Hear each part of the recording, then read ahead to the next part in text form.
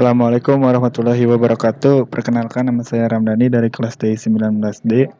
Saya akan menjelaskan atau menjabarkan tentang metode antrian yang ditugaskan untuk operasional riset 1 yang diampu oleh Ibu Anissa Indah Pratiwi STMT. Nah, di sini saya akan, sebelum menjelaskan studi kasus yang saya berikan dan pembahasan serta kesimpulannya, saya akan menjelaskan terlebih dahulu proses antrian itu seperti apa, yaitu proses antrian terbagi menjadi dua, yaitu masukan dalam kurung input, yaitu pola kedatangan yang dapat dinyatakan dalam distribusi peluang seperti Poisson dan eksponensial.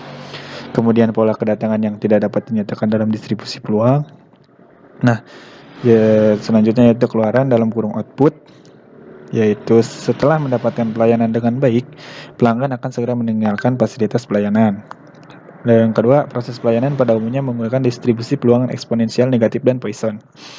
Nah, ada notasi dalam sistem antrian, yaitu N sama dengan jumlah pelanggan dalam sistem, PN sama dengan probabilitas kepastian N pelanggan dalam sistem, lambda sama dengan jumlah rata-rata pelanggan yang datang per satuan waktu, mu atau mikron sama dengan jumlah rata-rata pelanggan yang dilayani per satuan waktu, P sama dengan tingkat intensitas fasilitas pelayanan, 1 per mu atau mikron sama dengan waktu rata-rata pelayanan, 1 per lambda sama dengan waktu rata-rata antar kedatangan, S sama dengan jumlah fasilitas pelayanan. Nah, kita berlanjut ke kasus yang saya berikan, yaitu mekanisme sembako dalam antrian bagi warga desa yang membutuhkan. Nah, dilakukan dengan analisis sistem permodelan. Dalam kasus ini kendalanya yaitu penumpukan sembako pada saat pendataan. Pada saat mendata, petugas kedatangan 40 sembako per jam, sementara ia hanya bisa melayani rata-rata 60 sembako saja per jam. Nah, ini hanya satu petugas saja. Mari kita cari perbandingan yang efektif ya. Nah, langsung ke pembahasan. Diketahui lambda sama dengan 40, mu atau mikron sama dengan 60. Jawabannya yaitu rumusnya P lambda per mu atau mikron sama dengan 40 per 60 sama dengan 0,66. Di sini bisa dilihat bahwa petugas akan sibuk melayani pendataan selama 66% dari waktunya, sedangkan 34% dari waktunya dalam kurung 1 dikurang P untuk istirahat. Rumusnya yaitu bisa dilihat L sama dengan 2 atau L sama dengan 2, jadi sinkron sama. Kemudian LQ-nya yaitu 1,3. Nah, kesimpulannya yaitu jadi sembako yang menunggu untuk didata dalam antrian sebanyak 1,3 sembako.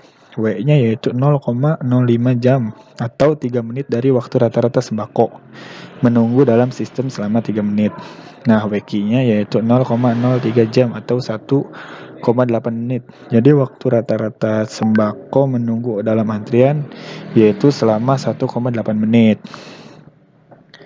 Nah, kita cari tahu perbedaannya apabila pendataan sembako menggunakan 2 petugas. Nah, caranya pun beda, yaitu PO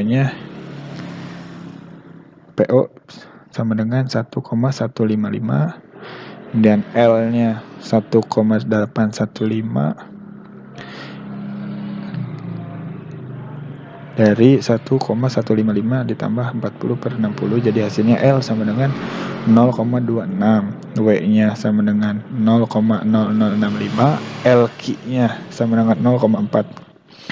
Kemudian WQ-nya yaitu 0,01, PW-nya yaitu 0,33. Nah, dari dua hasil pembahasan tadi, kita bisa menyimpulkan perbedaannya dengan menggunakan tabel, yaitu perbandingan antrian apabila 1 petugas dan 2 petugas. PO-nya 1 petugas 0,66, 2 petugas yaitu 1,155. L-nya 2 petugas 0,26, W-nya 0,05, 2 petugas 0,0065, LQ-nya 1,3, 2 petugas 0,4, WQ-nya 0,03, 2 petugas 0,01, PQ 0,66, 2 petugas 0,33. Kesimpulannya untuk petugas antrian harusnya tidak hanya satu melainkan dua, karena dengan mempercepat petugas akan lebih mudah pendistribusiannya. Nah, ya ini merupakan simulasi antrian bila dilakukan oleh satu petugas saja. Bisa dilihat di sini pendataannya.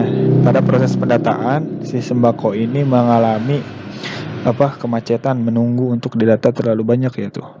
Jadi pendistribusiannya ke rumah-rumah warga itu akan mengalami waktu yang sangat lama karena di pendataan di sini terlalu lama.